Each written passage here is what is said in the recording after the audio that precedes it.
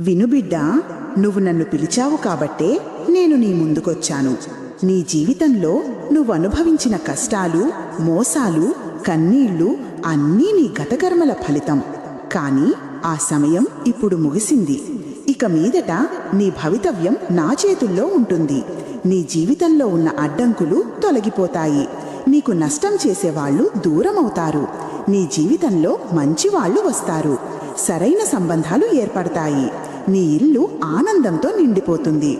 నా బిడ్డ, నువ్విప్పుడు నా యోధుడివి. ఇక భయపడేవాడివి కాదు, పోరాడేవాడివి. నీ మనసు ప్రశాంతంగా ఉంటుంది. నీ నమ్మకం తిరిగి వస్తుంది. నీ జీవితంలో కొత్త అధ్యాయం మొదలుపెట్టు. ఇక నీ ముఖంలో నా కాంతి ఉంటుంది. నీ మాటల్లో నా శక్తి ఉంటుంది.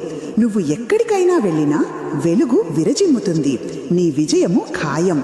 అమ్మను నేను ఉండగా చింత ఎందుకు?